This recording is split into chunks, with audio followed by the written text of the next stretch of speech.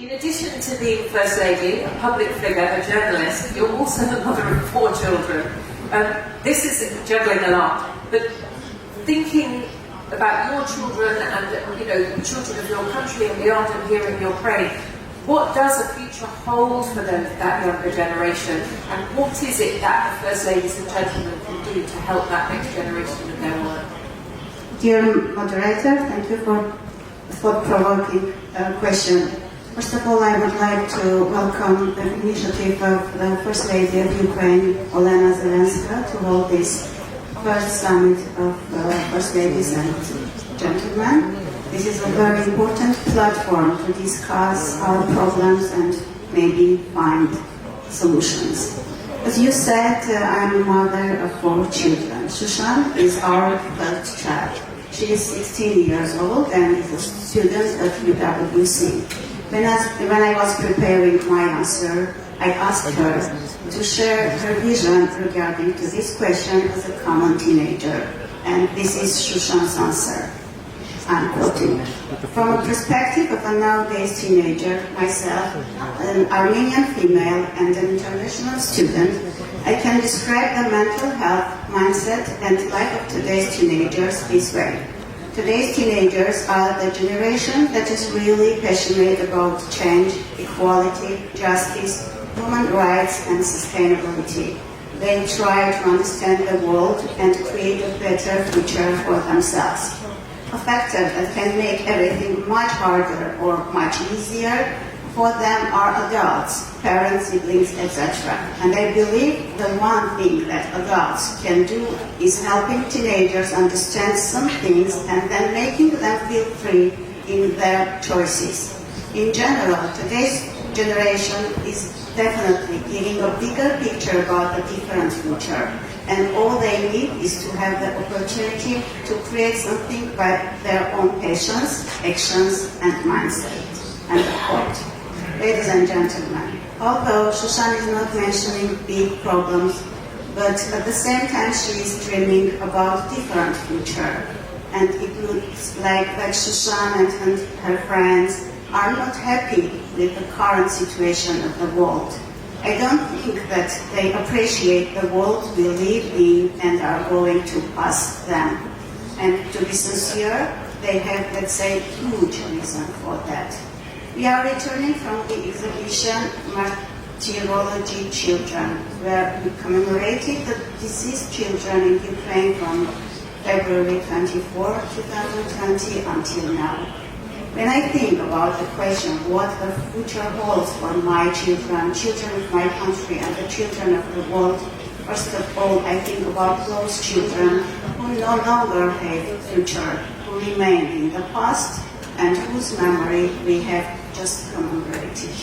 I think that we, the adults, did not do our utmost at the time so that the future would not prepare such an end of life for them. I feel extremely guilty for those kids. I feel very guilty for all the children of the world who were martyred in various wars, regardless of which country they were killed in, without distinction of race, color, religion, or social origin. It is not normal to have martyrology children exhibition in the 21st century. It is not normal to have children scared by bombing. It is not normal in the 21st century to have children trapped in a blockade, being hungry, exhausted, with a fear of genocide in their hearts. As we speak, 120,000 people, peaceful people of Nagorno-Karabakh are on the verge of humanitarian catastrophe due to the inhuman blockade of Lachin corridor and subjected to constant life threats. 30,000 children living in Nagorno-Karabakh are struggling from malnutrition and lack of food. They are forced to stand in a queue for hours in order to get some minimum amount of food. They are witnesses frequently recorded cases of faintings which is directly related to the overstressed mental state of the residents in Nagorno-Karabakh. 30,000 children are blocked in a small land deprived from their inalienable rights such as right to food, right to health care, right to education. 2,000 pregnant women in Nagorno-Karabakh don't have even basic access to health care. Only a blockaded mind can turn a blind eye to the hardships of innocent people, and only a deadlocked heart keeps the blockade of the road of life, alleging our corridor link Nagorno-Karabakh to Armenia and the external world. Coming to the end, I would like to call all of us to be enough brave to find the solutions to all our problems, including above mentioned, from completely other angle. We need to value every single human life, and while all of us, or at least some of us, are busy with global political agendas and everyday routine, we need to find new ways and tools to stop the wars and value the human lives. At the end of the day, global peace is a fundamental condition for progress, and only in this regard we can inherit a better world for future generations.